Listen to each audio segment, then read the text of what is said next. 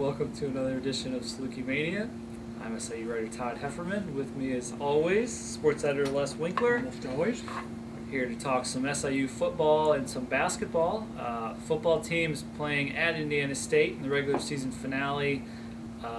Indiana State has lost 8 straight games, 0-7 in the league. So while North Dakota State is pursuing the 8-0 record in the Valley, which has never been done other than when SIU did it, I believe in 2009, the Sycamores are kind of going the other way, and they've got backups upon backups playing right now.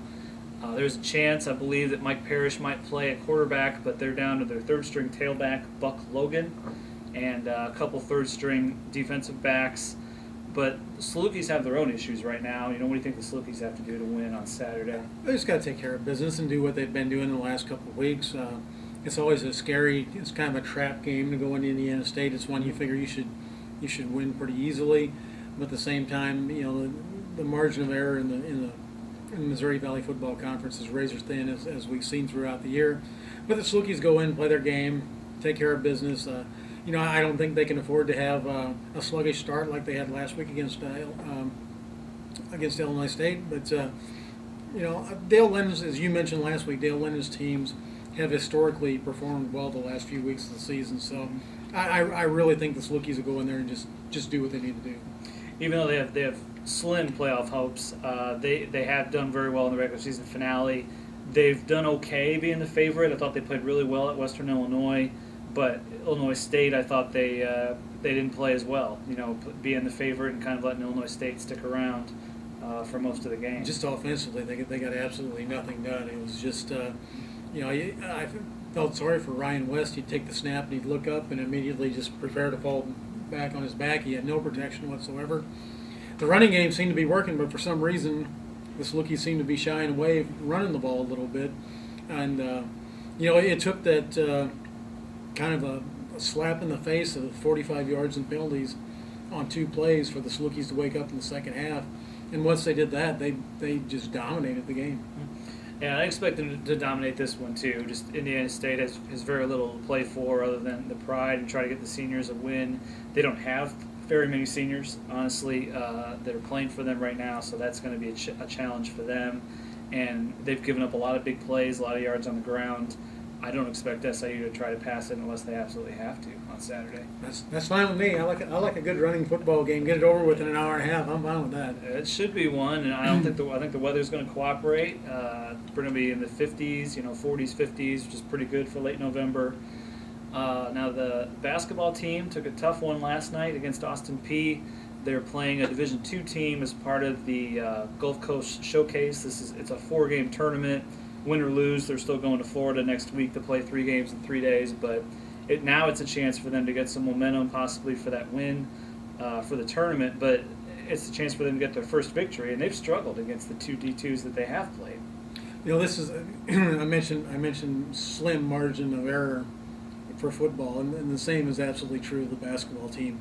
This is a team that has to do a lot of things right in order to win, and they will struggle to win if they have problems in any facet of the game.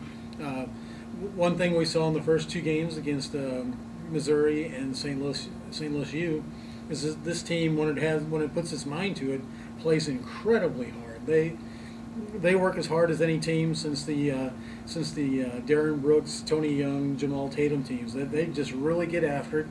They don't have nearly the talent of that team, and they have no size. But they have to do some things right, and when they're at their best and scoring within the context of their offense, they can be a pretty decent team. Defensively, they've got a lot of room to improve. I just think it's going to take them a while, and they don't have time for that right now. They're in the middle of November already. They've got to take advantage of this part of their schedule, because after the Florida tournament, they're going to play Western Kentucky, Murray State, SIU Edwardsville, who has improved. And most of those games are going to be at home, but they've got to take advantage of the schedule right now and try to get back on track. Well, and one thing this team does need right now is a victory.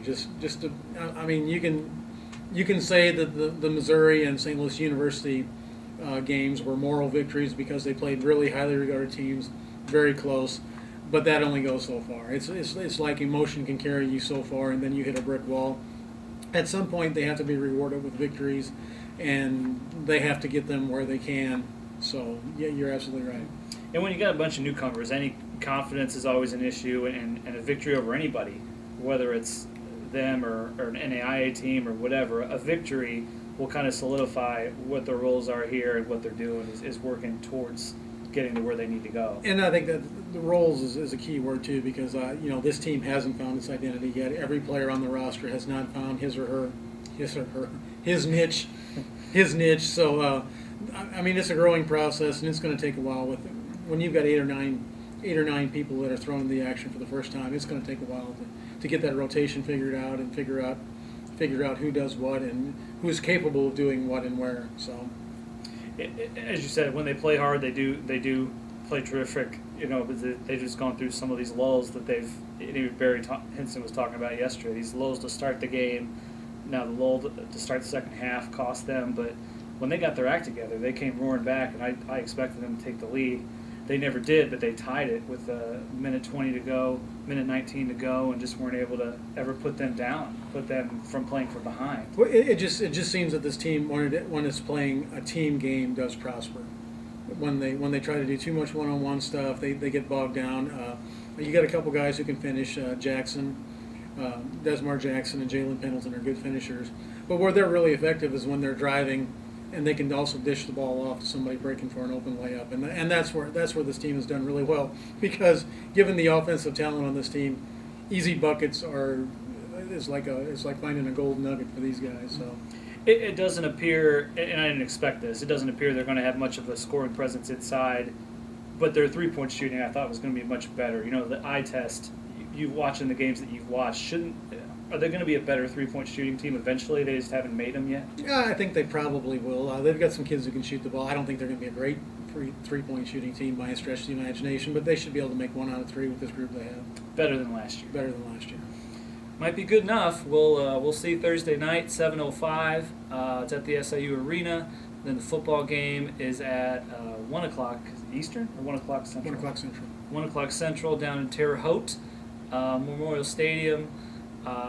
Enjoy the game, and thanks for joining us.